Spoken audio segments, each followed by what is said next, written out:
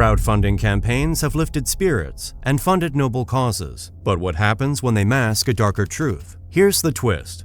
A homeless veteran giving his last $20 to help a stranded woman. The chance to walk this back had vanished. They were now stuck telling the same lie over and over and over again, on bigger and bigger. Ignited a flood of donations from well-meaning supporters. However, this act of generosity quickly unraveled into GoFundMe's most infamous scam. This story of deceit, betrayal, and manipulation challenges everything we thought we knew about generosity. This is the story of one of the biggest scams in crowdfunding history, where the desire to help was cruelly exploited. It all started in November 2017, when Caitlin McClure claimed to have found herself stranded on Interstate 95 in Philadelphia, off the Girard Avenue exit ramp after she ran out of gas. You know such a challenging moment when you also run out of ideas on how to solve an immediate problem. That's the exact situation in which McClure found herself. When you also consider that McClure was on her way home to get some items for her terminally ill son before losing him to leukemia, you wouldn't but feel sorry for her and do everything within your capacity at the moment to help her out. While she was trying to figure out what to do, Johnny Bobbitt Jr., a homeless man later presented as a man with a heart of gold, came into the scene. He couldn't withstand the sight of the distressed McClure, who claimed to be searching for the nearest gas station. As a way of protecting her since it was dark, Bobbitt instructed her to get back into her car. He locked the doors, only to return some minutes later with a red gas can. He had used his last $20 he had panhandled that day to get some gas from McClure.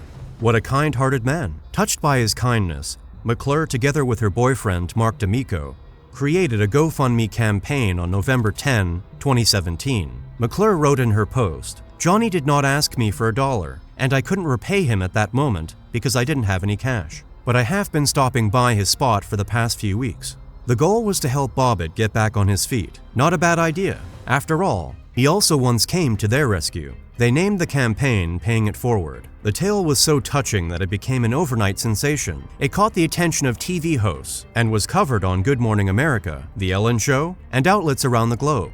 The trio appeared on several talk shows, talking about the spirit of giving. The couple narrated how Bobbitt came to their rescue and went further to detail their elaborate plans for him. They even posed for newspaper and magazine photos. Then they talked about how donated funds would be used to get Bobbitt off the street by getting a roof over his head and providing him with living expenses. They also planned to give a chunk of the donation to charity. So they hoped to raise $10,000 to help him achieve the goals. And that's how the journey took off. The campaign went viral and attracted media attention. The story also appealed to a lot of people from across the world. Donations poured in from compassionate individuals eager to help Bobbitt rebuild his life. In fact, the fundraising campaign surpassed its goals, a whopping $402,706 from 14,347 donors over a 32-day period. What GoFundMe campaign could be more successful than this? But, as they say, looks can be deceiving. So we can also say campaigns can be deceiving as well. Here's the twist. Bobbitt wasn't informed of the campaign initially. It was after he got wind of it that the couple informed him. At that time, donations had reached approximately $150,000. 2 days after Christmas 2017, McClure and D'Amico opened a bank account for Bobbitt and deposited $25,000 of the proceeds into it for McClure's primary account. After all, the fundraising goal was far less than that.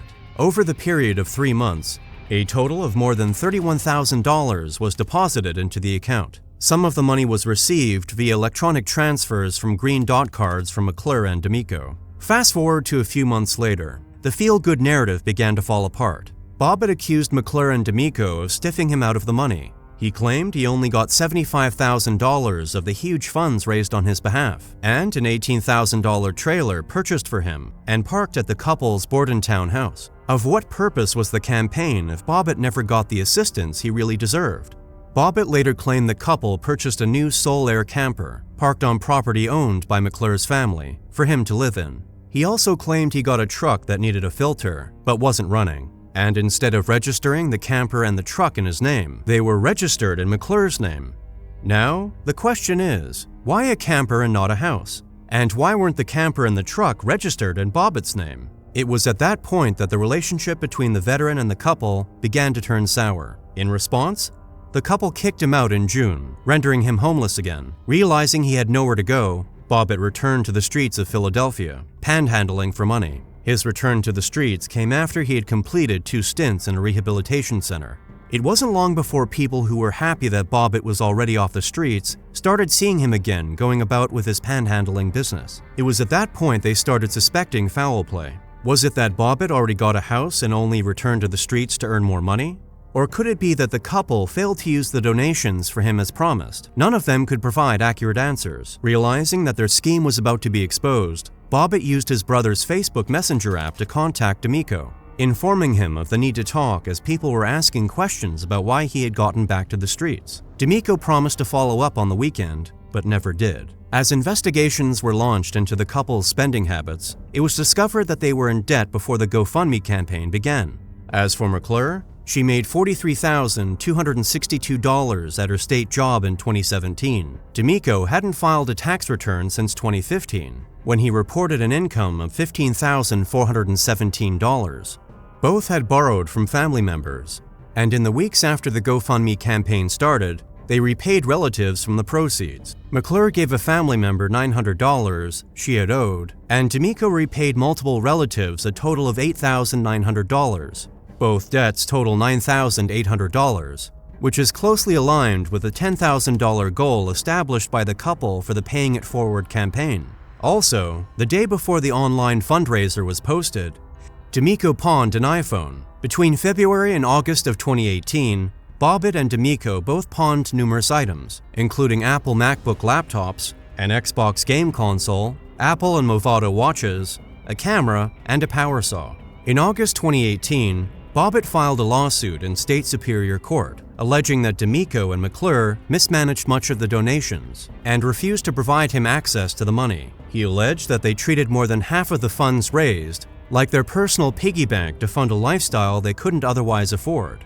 You know, like how some kids use their parents' credit cards in college. Bobbitt's lawsuit contends that the couple committed fraud by taking money from the fundraising campaign for themselves. He thus sought undisclosed damages, and his lawyers asked the judge to appoint someone to oversee the account. Christopher C. Fallon, one of Bobbitt's lawyers, told the Philadelphia Inquirer how they needed to take legal action after several attempts to make D'Amico fully account for the money raised by the GoFundMe campaign proved abortive. Jacqueline Promislo, another of Bobbitt's attorneys, also expressed surprise at how the couple mismanaged the funds while on a phone interviewed with NBC News. According to her, there was no explanation about the money other than that they were told there was no money transferred because there was no money left and that it was not up for interpretation. However, McClure and D'Amico repeatedly denied any wrongdoing or misusing any of the money. They claim they used their own money to buy the car and run their various trips. D'Amico went as far as explaining as how Bobbitt spent $25,000 in less than 2 weeks in December on drugs, in addition to paying overdue legal bills and sending money to his family. He also told the Philadelphia Inquirer that he withheld the money because the veteran was allegedly addicted to drugs and might use the money to feed his addiction. During an appearance on NBC's Megyn Kelly Today Show, he said that more than $150,000 of the money remained after Bobbitt spent some of the money on family, a trailer, a truck, and drugs. He went further to say that the only way they could discourage his habit was to reduce the money he could get. They claimed giving him all the money would amount to giving him a loaded gun. And you know the implications of such an act, right? Truly, it was discovered that Bobbitt spent some of the funds to feed his drug addiction. He also attested to it in one of his statements. According to him, he used a small amount of the donated money to buy heroin and opioids, though he had to get clean in rehab for 3 weeks. It was at the point when he discovered that he wasn't getting any more money from the couple that he decided to sue them. Judge Paula Dow ordered the couple to appear in court to turn over the remaining money they had raised through the GoFundMe campaign for Bobbitt. She also demanded that they account for every dollar they collected and how it's been spent.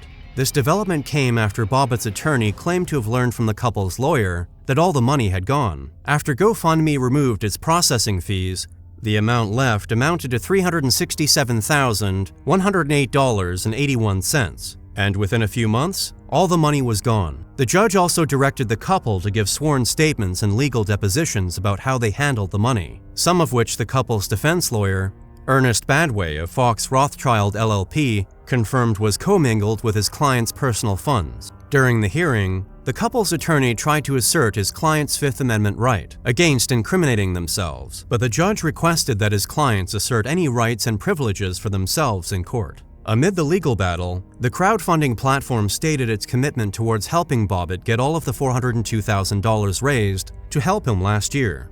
"We are pleased to report that Johnny will be made whole, and we're committing that he'll get the balance of the funds that he has not yet received or benefited from," said the online fundraising company, announced in a joint statement with Cozen O'Connor, the law firm representing Bobbitt in the civil lawsuit filed against the couple in an effort to retrieve all of the donated funds. As the couple refused to show up, the judge expressed her dissatisfaction with their continued absence, leading Badway to file a motion to stay the civil case. In the motion, he stated that the withdrawal of his firm's representation of the defendants as regards the changes levied against them, his withdrawal came on the heels of the likely indictment of one or both of the defendants. As evidence against the couple and Bobbitt piled up, D'Amico quickly took some steps that would suggest he was committed to securing a financial future for the homeless veteran. He gave an update about what they intended to use the donation for. He claimed 2 trusts would be set up in Bobbitt's name, one to provide him with a small salary each year and a retirement trust, and the other, an investment trust which would be overseen by a financial planner.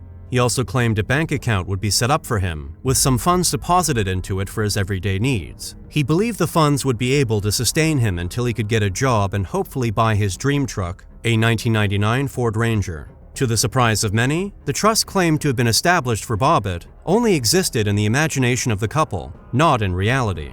Ultimately, Bobbitt's lawsuit didn't turn out as expected. News painted him as an erratic, ungrateful drug addict, but there were suspicions about the couple's intentions, leading to an investigation into the campaign and how the funds raised had been managed. The revelation that followed the subsequent investigation was shocking.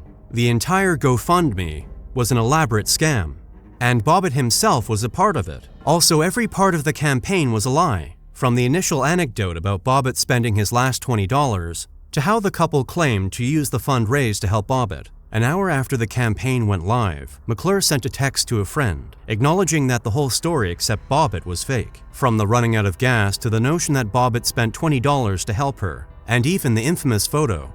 According to her, it was necessary to stage all that and accompany it with a feel-good story to make people feel bad and concerned. Unknown to everyone, the couple has known Bobbitt after spotting him panhandling by an underpass during their frequent trips to Sugar House Casino, a local gambling casino in Philadelphia. So the couple had become acquainted with him at least 1 month before launching the GoFundMe in November 2017. Their first interactions with him started with the same kindness they'd later project on their fake GoFundMe campaign. In a text message, which was later discovered, McClure claimed that she kept having some thoughts about the homeless veteran, who was allegedly a recovering addict. D'Amico replied, telling her how he also thought about him too. The conversation then turned to ways through which they could help the homeless veteran by providing him with food, clothes, a Nintendo Switch, a job if possible, and even a house. Thus, they conceived the idea of creating a GoFundMe campaign. Although McClure and D'Amico sent some of the donated funds to Bobbitt, they blew through a significant portion of it on lavish vacations, particularly a New Year's trip to Vegas worth around $20,000, a helicopter ride over the Grand Canyon, and gambling trips, all within a few months. They also made some purchases, which included luxury handbags and a 2015 BMW. All of these are different from over $85,000 worth of ATM withdrawals they made at or near casinos in Atlantic City, Philadelphia, and Las Vegas. But that's not even the worst part. They even went as far as painting Bobbitt as the villain in their scheme. The lawsuit filed by Bobbitt against the couple in a bid to secure more funds only led to the criminal investigation of the fundraising scheme. The FBI ultimately entered the criminal investigation, which the Burlington County prosecutor initiated in September 2018. Subsequently, in November 2018, Burlington County prosecutor Scott Cofina announced criminal charges against the trio in the matter. The charges border on second-degree theft by deception, as well as conspiracy to commit theft by deception, punishable by 5 to 10 years behind bars. Earlier, the Burlington County Prosecutor's Office, in their belief that Bobbitt was the victim, executed a search warrant at the couple's Cedar Lane extension home as part of a criminal investigation. During the search, authorities discovered 12 newly purchased designer handbags, a wristlet, wallets, and a backpack with labels from Louis Vuitton, Coach, Michael Kors, and Vera Bradley, with a combined value of nearly $12,000. Other items include a BMW vehicle and player cards from different casinos. That evidence and related investigation made them conclude that the stranded motorist story was a complete fabrication, and that the GoFundMe campaign was a calculated attempt by D'Amico, McClure, and Bobbitt to deceive donors. Authorities also discovered a trove of electronic records, including bank statements and a whopping 60,000 text messages between the couple. Some of the messages indicated the couple's financial woes, inability to pay bills, and mounting debts. One of McClure's friends had warned her to get rid of Bobbitt and get the public off her back by donating all the money, but she replied she'd be keeping the rest of the money. Even if McClure had the intention of heeding her friend's advice, it would be too late. In one of her exchanges with D'Amico earlier that month, she lamented that they had less than $10,000 remaining from the GoFundMe donation and was upset about it. In response, D'Amico shrugged off her concerns, expressing his confidence that the payday from a pending book deal would eclipse the money generated by the GoFundMe campaign, so he wasn't worried about their dwindling bank account. On how he learned about the book deal, authorities found a letter outlining an agreement between the couple and Bobbitt, and a literary agent during the September home search. The couple had traveled to New York City to discuss the proposed book and movie deals. Communication with an author and publisher continued over the next several months. Even when the legal action of the suit filed against them by Bobbitt began, D'Amico hoped to include the developments in the book. He pitched a title that could capture the controversy, No Good Deed, creating the impression that he was being victimized for being kind. While it was reported that Bobbitt was involved, his alleged role in the scam was unclear initially. But as authorities unwound the twisted tale, they dug into his past, only to discover a Facebook post that tells a story similar to the one shared on the GoFundMe page. The post, which he made in 2012 while living in North Carolina, tells the story of a woman who ran out of gas, had a flat tire in front of Walmart, and was blocking traffic. Bobbitt claimed the only cash he had was for supper, but he had to spare it to help get her some gas and fix her tire so she could get her kids home safely. Could this story be true and inspired the 2017 tale, or was it an early test run of the fabrication? It's obvious that the couple's greed doomed the purported campaign. Had Bobbitt not brought a lawsuit against the couple, alleging them of mismanaging the funds raised for him, the fraud might have just gone unnoticed. Also, McClure continued with the campaign against a warning from her mother about how people go to jail for scamming others out of money, but she wouldn't listen. Despite the fact that both McClure and D'Amico were involved in the scam, McClure turned against D'Amico, accusing him of being the proponent of the scam idea. Her attorney even appeared on Good Morning America and released some recorded tapes indicting D'Amico as the ringleader. He had earlier claimed that his client was in an abusive relationship with D'Amico, whom he described as a master manipulator. Finally, the couple turned themselves in to Burlington County law enforcement, although they were released afterwards, pending a hearing. Court records show that Bobbitt was arrested in Philadelphia by members of the U.S. Marshals Fugitive Task Force on Burlington County charges. His bail was set at $50,000, and an extradition hearing was scheduled in the same year. Both McClure and Bobbitt pleaded guilty to conspiracy to commit wire fraud and conspiracy to commit money laundering, respectively, in state court. Bobbitt received a federal sentence of 3 years of probation and was ordered to pay $25,000 in restitution. As part of the state sentencing, he was admitted into a court-supervised live-in drug rehabilitation program. The program provides treatment to those with addiction issues instead of going to jail. However, failure to adhere to the strict regimen of the treatment and recovery services and/or complete the program could make him face a sentence of 5 years in New Jersey State Prison.